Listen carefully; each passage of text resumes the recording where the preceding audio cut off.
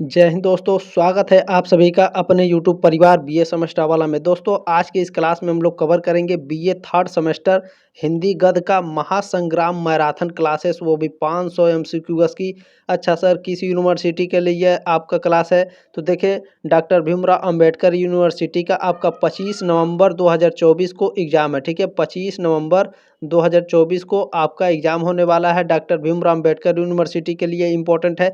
तो जो भी बच्चे डॉक्टर भीमराव अंबेडकर यूनिवर्सिटी के बाबू, आपसे रिक्वेस्ट है कि सभी के पास ये क्लास होना चाहिए, सभी बच्चों के पास ज़रूर शेयर करिएगा। और ये जो क्लास है दीनदयाल उपाध्याय गोरखपुर विश्वविद्यालय के लिए, जो आपका नवंबर दिसंबर में एग्ज़ाम होने वाला है, आपका एचएनडी 201 और एचएनडी 202 यानी डीडीयू के जो बच्चे हैं, छात्र छात्रा हैं, ध्यान रखेंगे आपको बीए थर्ड सेमेस्टर हिंदी में 2 पेपर देने पड़ेंगे।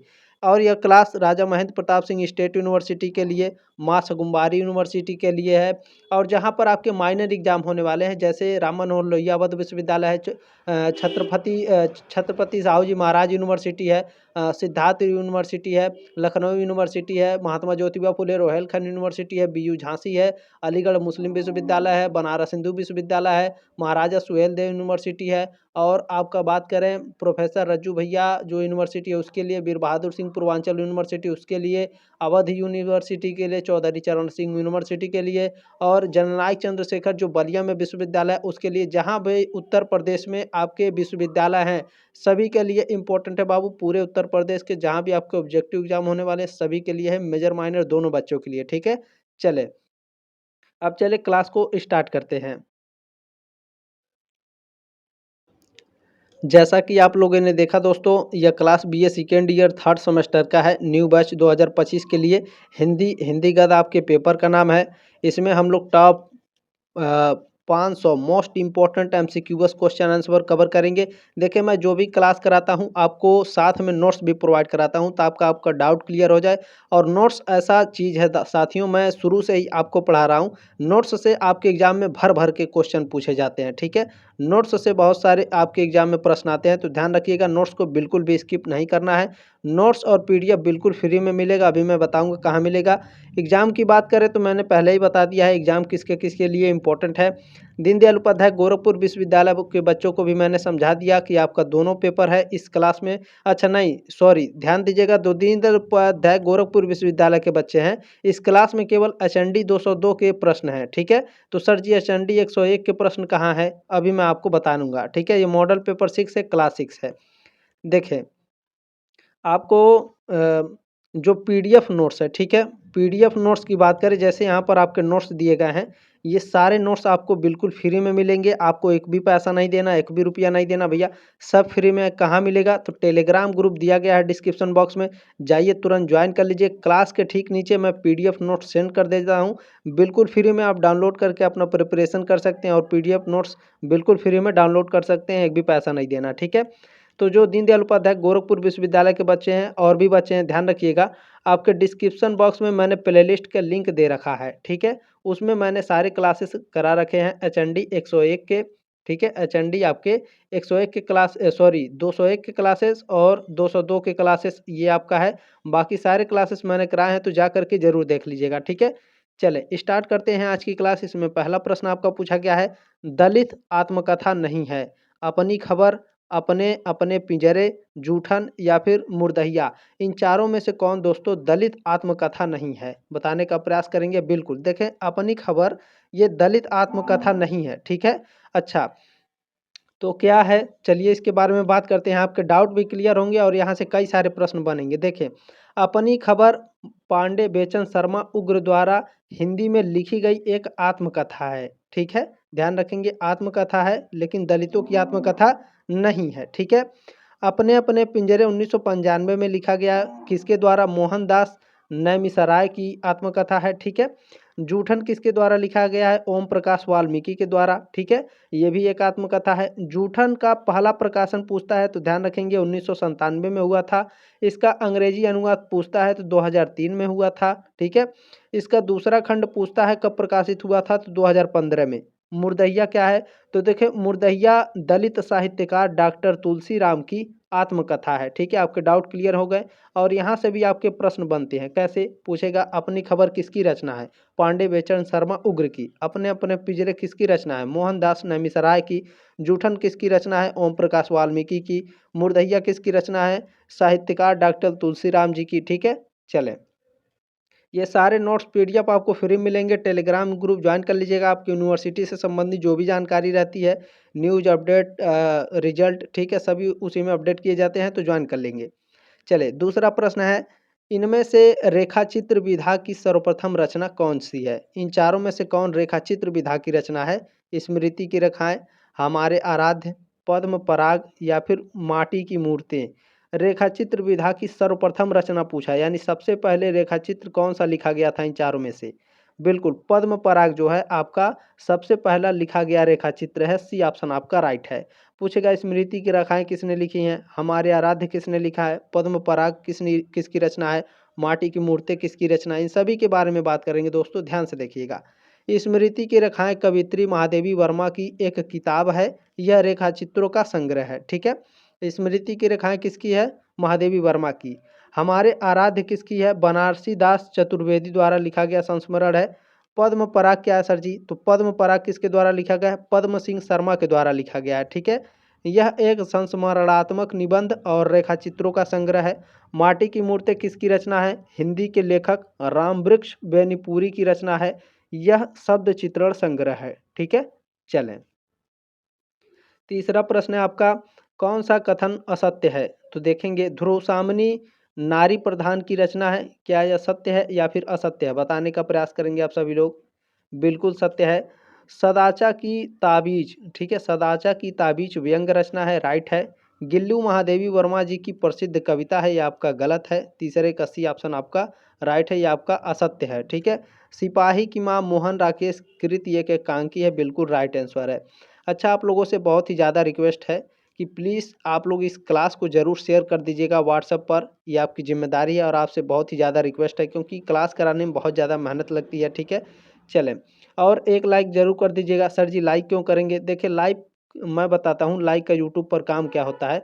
अगर क्लास पर जितना ज़्यादा लाइक रहता है उतना ज़्यादा यूट्यूब ऑटोमेटिक रिकमेंड करता है, यानी बाकी बच्चों के पास ऑटोमेटिक भेजता है। जितना ज़्यादा लाइक रहेगा उतना भेजेगा।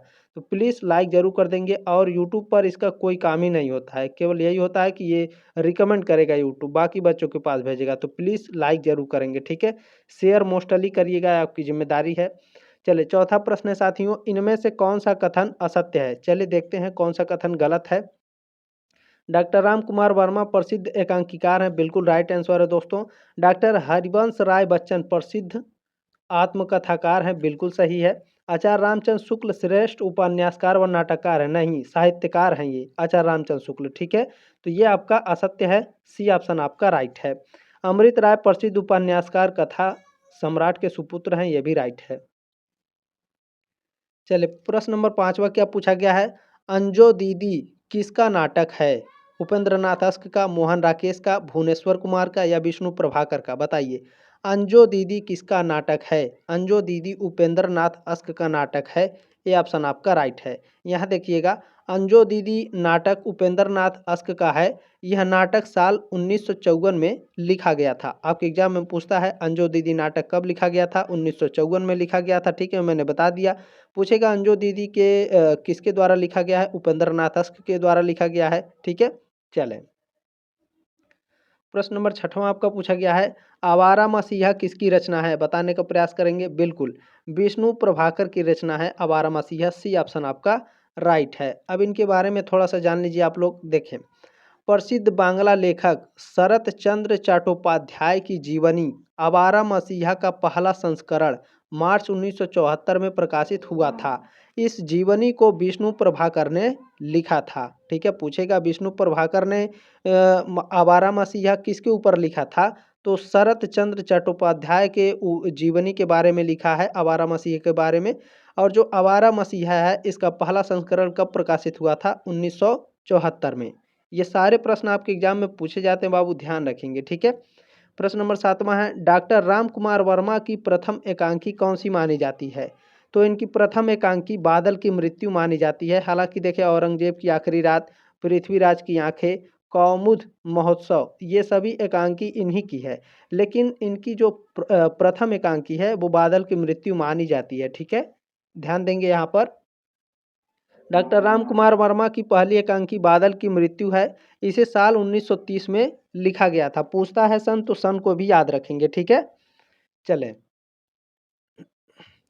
8वां प्रश्न है आपका, प्रसाद जी की यानी जयशंकर प्रसाद की कठिनाई यह थी, ठीक है, कि जिस प्रकार के नाटक वे लिखना चाहते थे उनके अनुरूप रंगमंच हिंदी में नहीं था।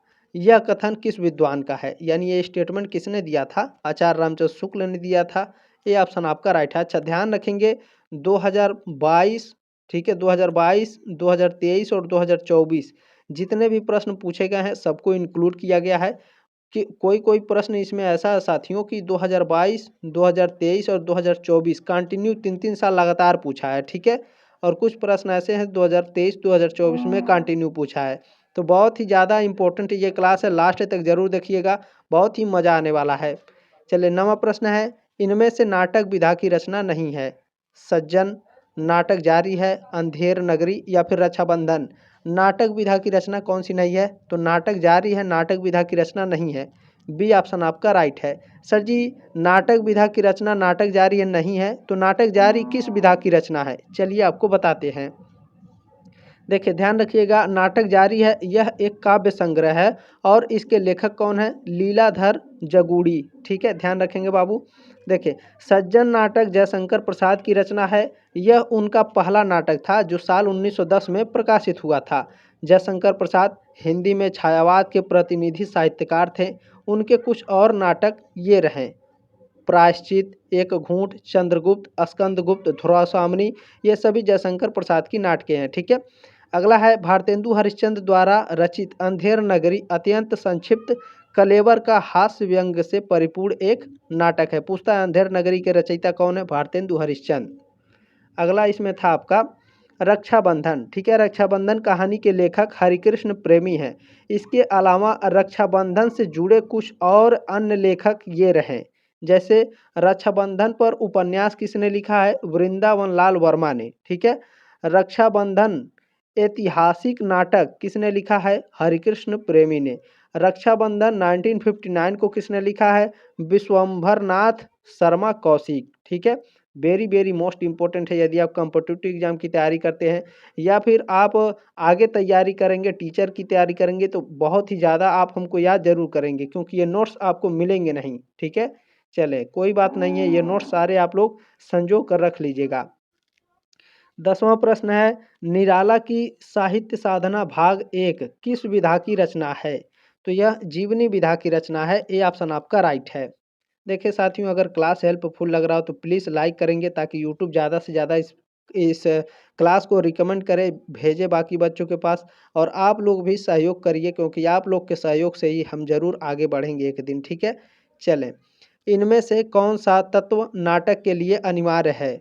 अभिनेता, रंगमंच और पात्र, ये तीनों जो है तत्व हैं, ये तीनों आवश्यक होते हैं नाटक के लिए। ठीक है, डी ऑप्शन आपका राइट है प्रश्न नंबर 11 का।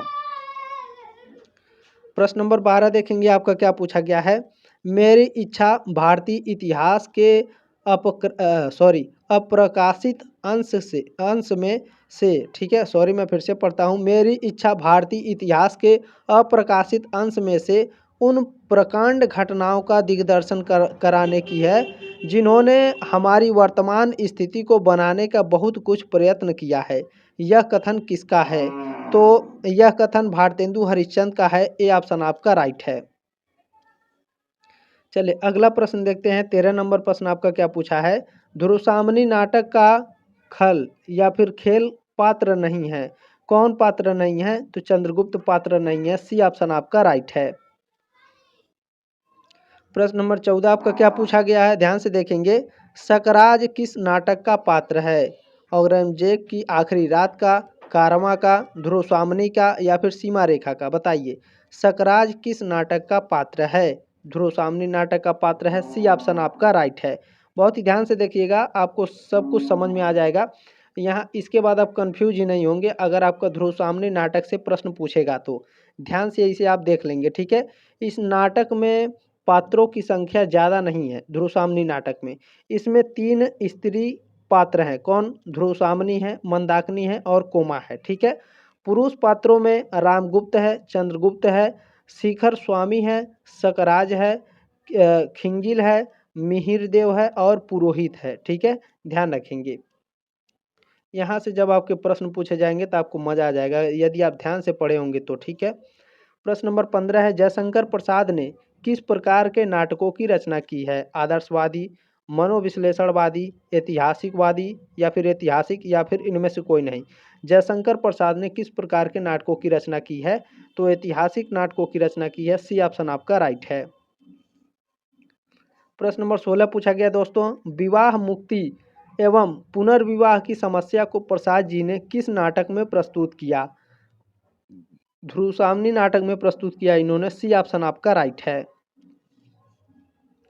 प्रश्न नंबर 17 आपका पूछा गया है, ध्रुवसामनी नाटक में कुल कितने अंक हैं? तो ध्यान रखेंगे, अंक पूछा है ध्रुवसामनी नाटक में तो कुल 3 अंक हैं। सी ऑप्शन आपका राइट है। प्रश्न नंबर 18 देखेंगे, बहुत ही शानदार प्रश्न है। मैं केवल यही कहना चाहती हूँ कि पुरुषों ने स्त्रियों को पशु संपत्ति समझकर उन पर अत्याचार करने का जो अभ्यास बना लिया है, यह मेरे साथ नहीं चल सकता। यदि तुम मेरी रक्षा नहीं कर सकते तो मुझे बेच भी नहीं सकते। उपर्युक्त कथन ध्रुवसामनी नाटक के किस पात्र का है? यानी यह किसने कहा था? तो ध्रुवसामनी ने कहा था। ठीक है, बी ऑप्शन आपका राइट है। मैंने अभी बताया कि ध्रुवसामनी नाटक की एक महिला पात्र है। ठीक है, चलें। 19 नंबर प्रश्न है दोस्तों, ध्रुवसामनी नाटक किस रचना पर आधारित नाटक है? देवी चंद्रगुप्त पर, कामना पर, प्रबोध चंद्रोदय पर या फिर ऋतु संहारम पर? बताइए, जो ध्रुवसामनी नाटक है किस रचना पर आधारित है? बताइए, किस रचना पर आधारित है? देवी चंद्रगुप्त पर आधारित है। ए ऑप्शन आपका राइट है। प्रश्न नंबर 20 आपका पूछा गया है, इनमें से कौन सा पात्र ध्रुवसामनी नाटक से संबंधित नहीं है? रामगुप्त, मिहिरदेव, अलका या फिर शिखर स्वामी? बताइए। अभी मैंने बताया ना ध्रुवसामनी नाटक के पात्र कौन कौन से आपके संबंधित है। पुरुष और महिला दोनों पात्र मैंने बताए हैं। अगर आपने अच्छे से पढ़ा होगा, अलका नाम उसमें नहीं था। ठीक है, सी ऑप्शन आपका राइट है। बाकी रामगुप्त, मिहिरदेव और शिखर स्वामी थे। ठीक है, चलें। देखिए दोस्तों, जो भी मैं पढ़ाता हूँ बहुत ही शानदार तरीके से पढ़ाता हूँ, आपको चिंता करने की आवश्यकता नहीं है। ऐसे ही मैं 4th सेमेस्टर में भी पढ़ाऊँगा, 5th सेमेस्टर में भी और 6th सेमेस्टर में भी। जो बच्चे 6th सेमेस्टर में थे एकदम शानदार तरीके से तैयारी करके गए, थैंक यू बोल के गए। चलें। मैं पुरुष हूँ, नहीं मैं अपनी आँखों से अपना वैभव और अधिकार दूसरों को अन्याय से छीनते देख रहा हूँ और मेरी वाग्दत्ता पत्नी मेरे ही अनुत्साह से भरी नहीं रही। ठीक है, उक्त कथन ध्रुवसामनी नाटक के किस पात्र का कहा गया है? किस पात्र द्वारा कहा गया है? तो यह रामगुप्त के द्वारा कहा गया है। ए ऑप्शन आपका राइट है। प्रश्न नंबर 22 आपका क्या पूछा गया है, सीमा रेखा एकांकी का पात्र नहीं है। यानी जो सीमा रेखा एकांकी है इसका पात्र कौन नहीं है? अरविंद है, विजय, राजेश या फिर सुभाष? इनमें से कौन है जो सीमा रेखा एकांकी का पात्र नहीं है? तो राजेश आपके सीमा रेखा एकांकी का पात्र नहीं है। सीमा रेखा एकांकी के पात्र कौन कौन है? अरविंद है, विजय है और सुभाष हैं। प्रश्न नंबर 23 है, भोर का तारा एकांकी का पात्र नहीं है। छाया, माधव, शेखर या रजनी?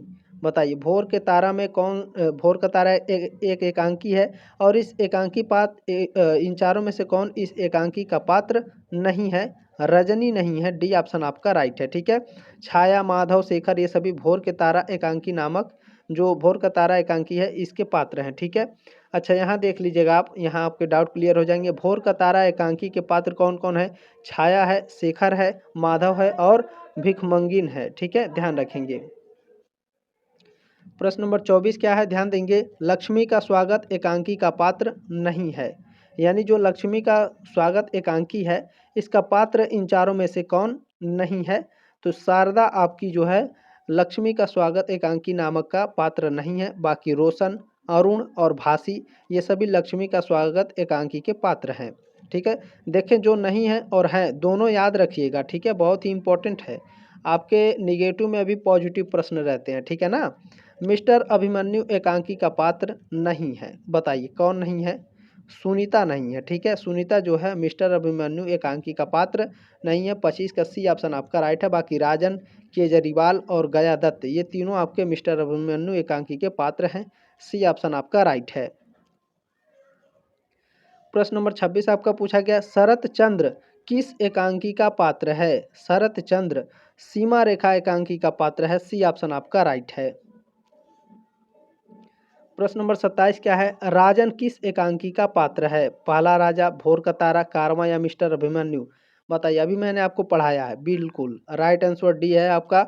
मिस्टर अभिमन्यु जो है, मिस्टर अभिमन्यु एकांकी का पात्र है राजन, ठीक है। इसीलिए मैं आपको जो निगेटिव प्रश्न है उसमें भी आपको मैं पॉजिटिव पढ़ाता हूँ, ताकि आपके एग्जाम में आए और एकदम एकदम आप फटाफट करके चले आएँ। जैसे आपके वो कहते हैं कौन, राहुल गांधी जी, खटाखट पैसा आएगा, उसी तरह से एकदम खटाखट लिखेंगे आप लोग, ठीक है। चलिए 28 नंबर प्रश्न है, माधव और शेखर किस एकांकी के पात्र हैं? माधव और माधव और जो शेखर हैं ये आपके भोर के तारा एकांकी के पात्र हैं। ये ऑप्शन आपका राइट है। प्रश्न नंबर 29 आपका क्या पूछा गया है भैया? रोशन किस एकांकी का पात्र है? अभी मैंने बताया है आपको, बताइए। लक्ष्मी के स्वागत का, ठीक है। सी ऑप्शन आपका राइट है।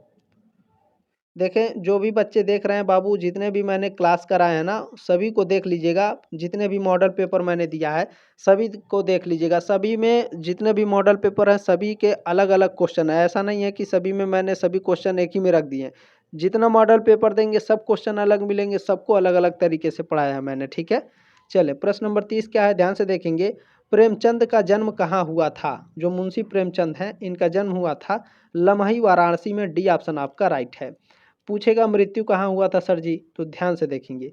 मुंशी प्रेमचंद का जन्म 31 जुलाई 1880 को लमही, वाराणसी के पास हुआ था, भारत में, ठीक है। इनकी मृत्यु कहाँ हुई थी? 8 अक्टूबर 1936 वाराणसी में। चलिए प्रश्न नंबर 31 क्या है आपका? महादेवी वर्मा ने अपने समकालीन साहित्यकारों के संस्मरण किस पुस्तक में लिखे हैं? तो ये पथ के साथी में इन्होंने लिखा है। डी ऑप्शन आपका राइट है। प्रश्न नंबर 32 क्या है? 32 नंबर है, इनमें से किस रचना में पशु पक्षियों का उल्लेख हुआ है? किस रचना में हुआ भैया? बिल्कुल मेरा परिवार जो रचना है इसमें पशु पक्षियों का उल्लेख किया गया है। बी ऑप्शन राइट है। अब आपके दिमाग में प्रश्न आएगा, सर जी मेरा परिवार किसके द्वारा लिखा गया है? सदाचार का ताबीज किसके द्वारा लिखा गया है? ऋण जल धन जल किसके द्वारा लिखा गया है?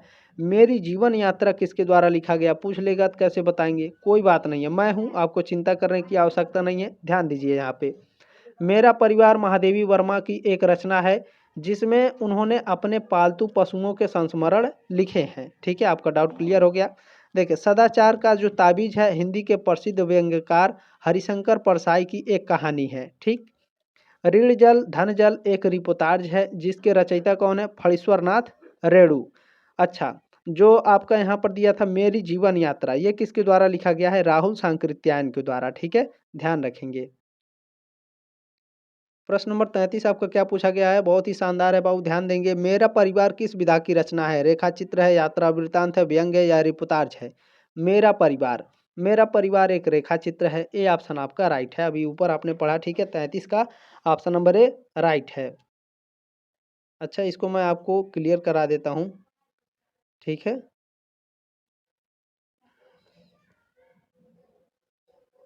चले 33 नंबर प्रश्न का ए ऑप्शन आपका राइट है, ठीक है। 33 का ऑप्शन नंबर ए राइट है। हाँ चले प्रश्न नंबर 34 देखेंगे क्या पूछा गया है। मेरी जीवन यात्रा किस विधा की रचना है? अभी मैंने क्या बताया, मेरी जीवन यात्रा किसके द्वारा लिखा गया है? अगर नहीं याद है तो कमेंट करिए, तब तुरंत याद हो जाएगा। तो मेरी जीवन यात्रा जो है साथियों ये आत्मकथा विधा की है। सी ऑप्शन आपका राइट है। चलिए नहीं मालूम है मैं फिर से बता दे, देखिए मेरी यात्रा किसके द्वारा लिखा गया है? मेरी जीवन यात्रा राहुल सांकृत्यायन के द्वारा लिखा गया है, ठीक है। ध्यान रखेंगे, मेरी जीवन यात्रा राहुल सांकृत्यायन के द्वारा लिखा गया है और इसकी विधा क्या है? ये आपका आत्मकथा विधा है, ठीक है। सी ऑप्शन आपका राइट है। प्रश्न नंबर 35 देखेंगे, 35 नंबर है, इनमें से किस लेखक को यात्रा वृत्तांतकार के रूप में प्रसिद्धि मिली है? किसको मिली है? राहुल सांकृत्यायन जी को मिली है। बी ऑप्शन आपका राइट है। ठीक है, यात्रा वृत्तांत के रूप में प्रसिद्धि किसको मिली है? राहुल सांकृत्यायन जी को। प्रश्न नंबर 36 क्या है बाबू? कलम का सिपाही किसकी जीवनी पर आधारित रचना है? प्रेमचंद की, निराला की, अमृत राय की या भारतेंदु की? कलम का सिपाही किसकी जीवनी पर आधारित रचना है भैया? बिल्कुल प्रेमचंद की, Munshi Premchand. Option number A right है प्रश्न नंबर 36 का। प्रश्न नंबर 37 क्या है? इनमें से व्यंग्यकार हैं, इनमें से व्यंग्यकार कौन है? हरिशंकर परसाई। सी ऑप्शन आपका राइट है। प्रश्न नंबर 38 क्या है? कलम के सिपाही के रचनाकार हैं, कलम के सिपाही के रचनाकार कौन है? अमृत राय हैं। ए ऑप्शन आपका करेक्ट है। ठीक है, ऑप्शन नंबर ए राइट है प्रश्न नंबर 38 का। अब यहाँ पर ध्यान दीजिएगा, इससे संबंधित आपके प्रश्न एग्जाम में बनेंगे। कलम का सिपाही हिंदी के विख्यात साहित्यकार अमृत राय द्वारा रचित एक जीवनी है। ठीक है, पूछेगा कलम का सिपाही किस विधा की रचना है? जीवनी विधा की रचना है। अच्छा, जिसके लिए उन्हें सन 1963 में साहित्य अकादमी पुरस्कार से सम्मानित किया गया था। आपके एग्जाम में पूछता है बाबू कि जो अमृत राय हैं, इनको किस रचना के लिए साहित्य अकादमी पुरस्कार मिला था? कलम की सिपाही की रचना के लिए। ठीक है, चलें, और कब मिला था? तो 1963, 1963 में। 39 नंबर प्रश्न है, जूठन के रचनाकार कौन है? मोहन राकेश, उदय प्रकाश, ओम प्रकाश वाल्मीकि या बालकृष्ण भट्ट? बताइए, जूठन के रचनाकार कौन है? जूठन के रचनाकार ओम प्रकाश वाल्मीकि हैं। बिल्कुल सी ऑप्शन आपका राइट है।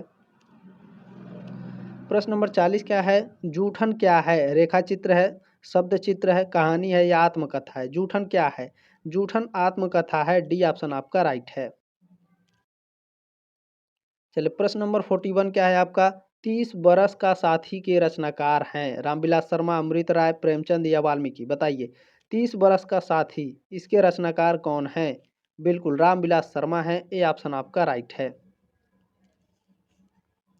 प्रश्न नंबर 42 क्या है? 42 नंबर, आवारा मसीहा जीवनी है प्रेमचंद की, निराला की, शरत चंद्र की या फिर राहुल सांकृत्यायन की? आवारा मसीहा भी मैंने शुरू में आपको पढ़ाया है।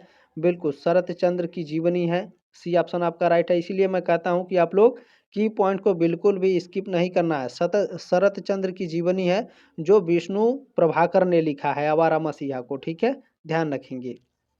और इसका प्रकाशन भी मैंने आपको बताया है। तो सब कुछ देखें, मिला जुला के की पॉइंट को छोड़ना नहीं है। हिंदी की पहली आत्मकथा है, हिंदी की पहली आत्मकथा अर्धकथानक है। सी ऑप्शन आपका राइट है। सर जी इसके बारे में बताइए। बिल्कुल बताएंगे, देखिए ध्यान से देखिएगा आप सभी लोग। देखिए, हिंदी की पहली आत्मकथा अर्धकथानक है, जिसे बनारसी दास जैन ने लिखा था। ठीक है, यह आत्मकथा व्रज भाषा में लिखी गई है।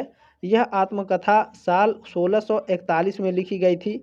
बनारसी दास जैन एक जैन कवि और व्यापारी थे। ठीक है, पूछता है आपके एग्जाम में दोस्तों कि जो अर्धकथानक है, इसको किस भाषा में लिखा गया था? ब्रज भाषा में लिखा गया था। ठीक है, यह किस विधा की है? तो आत्मकथा विधा की है। किसने लिखा है? बनारसी दास जैन ने लिखा है। अच्छा, इसको कब लिखा गया था? 1641 में। एक से एक प्रश्न बनेंगे, बहुत सारे प्रश्न बनेंगे। ठीक है, कोई दिक्कत नहीं है।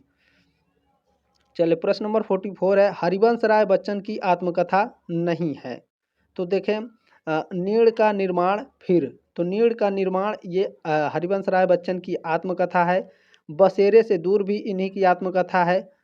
10 द्वार से सोपान तक, ये भी हरिवंश राय बच्चन की आत्मकथा है। अपनी खबर, ये हरिवंश राय बच्चन की आत्मकथा नहीं है। सर जी अपनी खबर किसकी रचना है? तो ध्यान दीजिएगा, जो अपनी खबर है बाबू, ये पांडे बेचन शर्मा उग्र द्वारा हिंदी में लिखी गई एक आत्मकथा है। ठीक है, चले, अपनी खबर किसने लिखा है? पांडे बेचन शर्मा उग्र ने। प्रश्न नंबर 45 क्या है? अरे यायावर रहेगा याद किस विधा की रचना है? बताइए, संस्मरण है, रेखा चित्र है, रिपोर्टाज है या यात्रा वृत्तांत है? अरे यायावर याद रहेगा किस विधा की रचना है? बताइए सभी लोग। बिल्कुल यात्रा वृत्तांत है। डी ऑप्शन आपका राइट है। 47 है आपका, घुमक्कड़ शास्त्र के आचार्य हैं कौन है भैया? तो राहुल सांकृत्यायन जी घुमक्कड़ शास्त्र के आचार्य हैं। सी ऑप्शन आपका करेक्ट है। प्रश्न नंबर 48 क्या है, 48 नंबर प्रश्न आपका पूछा गया है, आंखों देखा पाकिस्तान यात्रा वृतांत के लेखक हैं कमलेश्वर, मोहन राकेश, रांगे राघव या डॉक्टर राम कुमार वर्मा। अच्छा, थोड़ा सा शोर शराबा है क्योंकि बगल में शादी हो रहा है, तो रोड पर मेरा घर है, तो थोड़ा शोर शराबा है, तो मैं इसके लिए माफ़ी चाहता हूँ। बाकी दोस्तों मैं तेज से बोलने का प्रयास करूँगा, ठीक है। आंखों देखा पाकिस्तान यात्रा वृतांत के लेखक हैं, कौन है भैया? तो कमलेश्वर जी हैं, ये ऑप्शन आपका राइट है। अब आंखों देखा पाकिस्तान, अब चलिए इसके बारे में मैं बता देता हूँ, थोड़ा याद रखिएगा आप लोग, ठीक है। देखें, आंखों देखा पाकिस्तान यात्रा वृतांत के लेखक कमलेश्वर हैं। यह किताब साल 2005 में राजपाल एंड सन्स ने प्रकाशित की थी, ठीक है। यह किताब 168 पन्नों का है, ठीक है ना। चलें, प्रश्न नंबर 49 है, मेरी असफलताएं आत्मकथा लेखक का नाम है, यानी पूछेगा आपके एग्जाम में, मेरी आत्मकथा किस विधा की है? तो आत्मकथा विधा की है, ठीक है भैया। तो मेरी असफलताएं, ठीक है, किस विधा की है? आत्मकथा विधा की है। तो इसको लिखा किसने है मेरी असफलता को? तो इसको लिखा है बाबू गुलाब राय ने, सी ऑप्शन आपका करेक्ट है। प्रश्न नंबर 50 आपका पूछा गया है, जिसके साथ जिया 30 बरस का साथी संस्मरण हिंदी के किस आलोचक के बारे में है? तो ये रामविलास शर्मा के बारे में है भैया, बी ऑप्शन आपका राइट है। अभी ऊपर पढ़ा है आपने, ठीक है।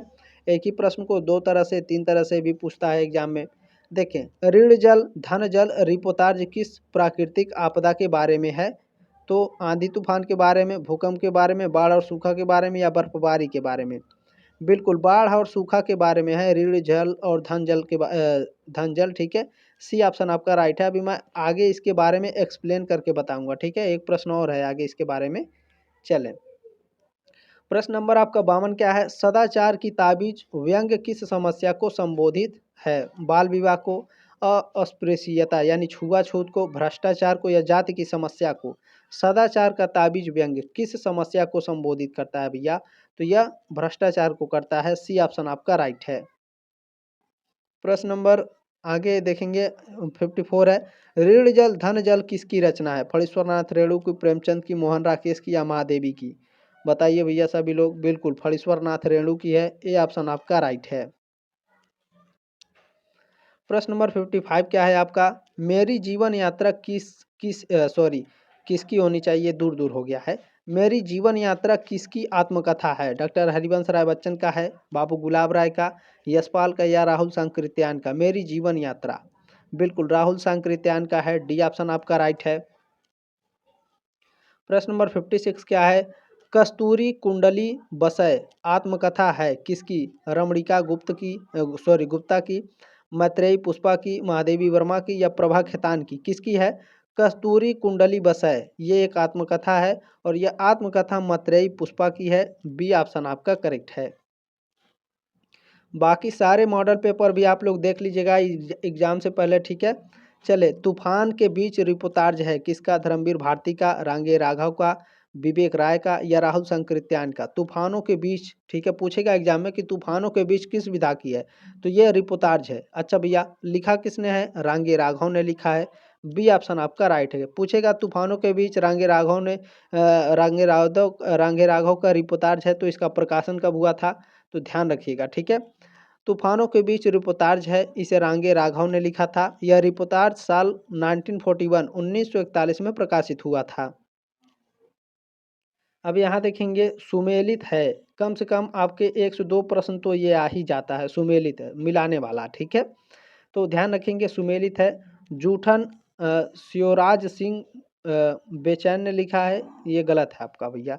जूठन ओम प्रकाश वाल्मीकि ने लिखा है, बिल्कुल राइट आंसर है आपका, ठीक है। जूठन किसने लिखा है? ओम प्रकाश वाल्मीकि ने, बी ऑप्शन आपका राइट है। चले आगे बढ़ते हैं, प्रश्न नंबर 59 देखेंगे क्या पूछा गया है, मेरा परिवार का गिल्लू है, यानी मेरा परिवार में गिल्लू क्या है? तो गिल्लू एक गिलहरी है, ठीक है। घोड़ा, कुत्ता, गिरगिट नहीं है, गिलहरी है, सी ऑप्शन आपका राइट है। चलिए, प्रश्न नंबर 60 आपका पूछा गया है, वीरता जब भागती है तब उसके पैरों से राजनीति छल छंद की धूल उड़ती है, उपर्युक्त संवाद किस नाटक से है? तो यह जो संवाद है, यह ध्रुव सामनी नाटक का संवाद है, सी ऑप्शन आपका राइट है। प्रश्न नंबर 61 क्या है, पुरुषों ने स्त्रियों को अपनी पशु संपत्ति समझकर उन पर अत्याचार करने का अभ्यास बना लिया है। उपर्युक्त कथन है किसका है? ध्रुवसामनी का है। ध्रुवसामनी कहती है कि जो पुरुष हैं इन्होंने स्त्रियों को अपनी पशु संपत्ति समझकर उन पर अत्याचार करने का अभ्यास बना लिया। ठीक है, बी ऑप्शन आपका करेक्ट है। अगला प्रश्न है दोस्तों, ध्यान से देखेंगे। देवी जीवन विश्व की संपत्ति है। प्रमाद से, क्षणिक आदेश से या दुख की कठिनाइयों से उसे नष्ट नहीं करना ठीक नहीं है। उपर्युक्त कथन है। तो ये स्टेटमेंट चंद्रगुप्त की है। चंद्रगुप्त का है। ठीक है, ए ऑप्शन आपका करेक्ट है।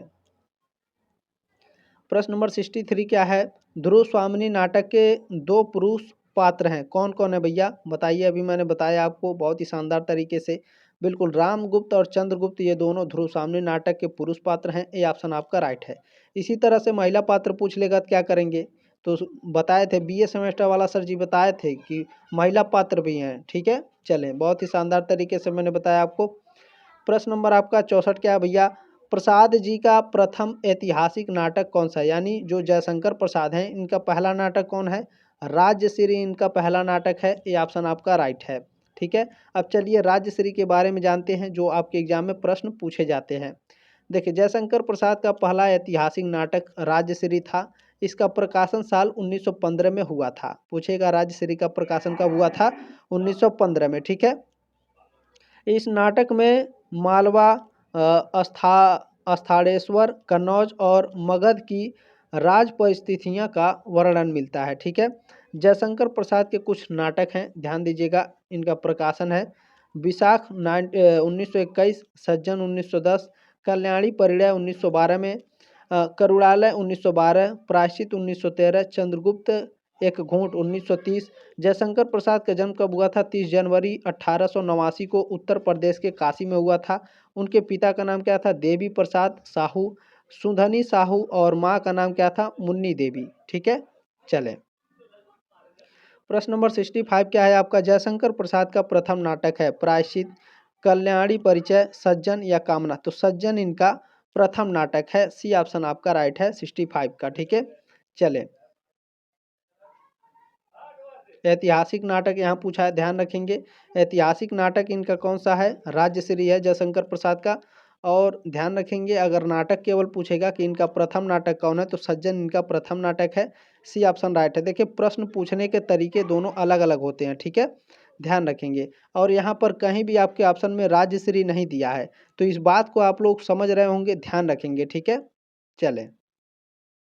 प्रश्न नंबर 66 क्या है? 66 नंबर प्रश्न है, नील देवी के रचनाकार कौन है? बताइए, नील देवी के रचनाकार कौन है भैया? प्रताप नारायण मिश्र हैं, श्रीनिवास मिश्र हैं, श्रीधर पाठक हैं या भारतेंदु हरिश्चंद्र हैं? बताइए सभी लोग। बिल्कुल, भारतेंदु हरिश्चंद्र नील देवी के रचनाकार हैं भैया। डी ऑप्शन आपका राइट है। प्रश्न नंबर 67 क्या है? नेफा की एक शाम किसकी नाटक कृति है? बताइए, नेफा की एक शाम किसकी नाटक कृति है? बताने का प्रयास करेंगे। बिल्कुल, ज्ञान देवी अग्निहोत्री जी का है। बी ऑप्शन आपका राइट है। प्रश्न नंबर 68 क्या है? दुखनी वाला नाटक के लेखक कौन है? दुखनी वाला नाटक है। दुखनी वाला पूछेगा, दुखनी वाला किस विधा का है? तो नाटक विधा का है। किसने लिखा है? श्रीधर पाठक ने, किशोरीलाल गोस्वामी ने, हरिवंश राय बच्चन ने या राधा कृष्ण दास ने? किसने लिखा है भैया? बताइए। बिल्कुल, राधा कृष्ण दास ने लिखा है दुखनी वाला नाटक। डी ऑप्शन आपका राइट है प्रश्न नंबर 68 का। अब प्रश्न नंबर 69 देखेंगे। 69 नंबर क्या है? कौन सा सही सुमेलित है? ठीक है, सही सुमेलित है। सॉरी, कौन सा सही सुमेलित नहीं है? निगेटिव प्रश्न पूछा है, ध्यान रखेंगे। कौन सा सही सुमेलित नहीं है? चलिए देखते हैं। कोणार्क जगदीश माथुर ने लिखा है, बिल्कुल राइट आंसर है। 8वां सर्ग उदय शंकर भट्ट द्वारा नहीं लिखा है भैया। किसके द्वारा लिखा गया है? तो 8वां सर्ग सुरेंद्र वर्मा द्वारा लिखा गया एक नाटक है। ठीक है, मादा कैक्टस ये लक्ष्मी नारायण द्वारा लिखा गया है। सिंदूर की होली लक्ष्मी नारायण मिश्र द्वारा लिखा गया है। ठीक है, चलें दोस्तों, मैं माफ़ी चाहता हूं। देखें, बगल में शादी है और यहां पर आपके डीजे वगैरह चलने लग गए हैं, तो मैं माफ़ी चाहता हूं शोर शराबा के लिए। बस कुछ ही प्रश्न और आपके बचे हैं, 10-11 प्रश्न और बचे होंगे। चलिए मैं आपको पढ़ा देता हूं जल्दी जल्दी में, ठीक है, ताकि बाकी जो बचा है मैं बाद में पढ़ा दूंगा। ठीक है, मोहन राकेश चंद्रसा आदि चर्चित हैं, तो ये डायरी लेखक के रूप में चर्चित है। ए ऑप्शन आपका राइट है। ठीक है, जल्दी जल्दी पढ़ाऊंगा और तेज तेज से बोलने का प्रयास करूंगा ताकि आपको अच्छे से सुनाई दे दोस्तों। ठीक है, डायरी लेखन अब किस प्रकार से प्रसिद्ध है, तो विद्या के रूप में प्रसिद्ध है। ऑप्शन नंबर ए राइट है आपका। ठीक है, मैं छोड़ूंगा नहीं, आप लोगों को पूरा पढ़ा के जाऊंगा। देखें, जिससे किसी कथा को वर्णन गद्य में किया जाता है उसे क्या कहते हैं, तो इसे गद्य काव्य कहा जाता है। सी ऑप्शन आपका राइट है, प्रश्न नंबर 72 का। प्रश्न नंबर 73 है दोस्तों, 73 नंबर, हिंदी में घुमक्कड़ शास्त्र के प्रणेता हैं। हिंदी में घुमक्कड़ शास्त्र के प्रणेता राहुल सांकृत्यायन है। ऑप्शन नंबर ए राइट है आपका। जल्दी जल्दी देखने दोस्तों। ठीक है, प्रश्न नंबर 74 क्या है, भारतेंदु ने यात्रा वृत्त संबंधी कौन सी रचना लिखी, तो ये सरयू पार की यात्रा इन्होंने लिखी है। डी ऑप्शन आपका राइट है। प्रश्न नंबर 75 देखेंगे, क्या भूलूं क्या याद करूं किस विधा की रचना है, तो क्या भूलूं क्या याद करूं दोस्तों, यह आत्मकथा विधा की रचना है। सी ऑप्शन आपका राइट है। किसने लिखा है, हरिवंश राय बच्चन ने। प्रश्न नंबर 76 है दोस्तों आपका, निम्नलिखित में से कौन सा पात्रक ध्रुवसामनी नाटक का नहीं है, बताइए। तो चंद्रगुप्त भी है आपका, रामगुप्त भी है, शिखर स्वामी भी है, समुद्रगुप्त नहीं है। सी ऑप्शन आपका राइट है। मैंने जिस तरह से पढ़ाया है मैं गारंटी लेता हूं कि आप एक भी क्वेश्चन नहीं छोड़ के आ पाएंगे। विनय के आवरण में मेरी कायरता अपने को कब तक छिपा सकेगी, तो ये किसने कहा था, तो ये शिखर स्वामी ने कहा था। 77 का, सॉरी गलत हो गया यहाँ पर, मैं माफ़ी चाहता हूँ। देखे, विनय के आवरण में मेरी कायरता अपने को कब तक छिपा सकेगी, ये जो कहा था रामगुप्त ने कहा था। ठीक है, बी ऑप्शन आपका राइट है।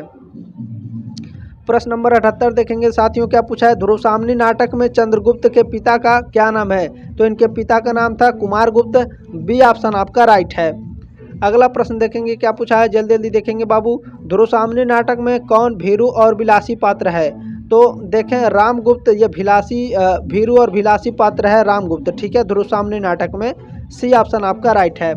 अगला प्रश्न देखेंगे जल्दी से साथियों, ध्रुवसामनी नाटक के अंतिम दृश्य में चंद्रगुप्त को कौन कटार घोंपना चाहता है, तो ये घोंपना चाहता था कौन भैया, रामगुप्त। सी ऑप्शन आपका राइट है। देखें, मैं यहीं पर क्लास को स्थगित करता हूं, मैं ज़्यादा देरी तक आपके तेज तेज से नहीं बोल सकता। ठीक है, बाकी जितने भी मैंने क्लासेस कराए हैं मैं गारंटी लेता हूं, प्लेलिस्ट का लिंक दिया गया है डिस्क्रिप्शन बॉक्स में दोस्तों, सभी क्लासेस को देख लीजिएगा। गारंटी है आपका एक भी क्वेश्चन बाहर से नहीं आएगा। प्लीज़ सभी को जरूर देख लीजिएगा। जल्दी मिलते हैं आपके नेक्स्ट क्लास में, तब तक के लिए जय हिंद, वंदे मातरम।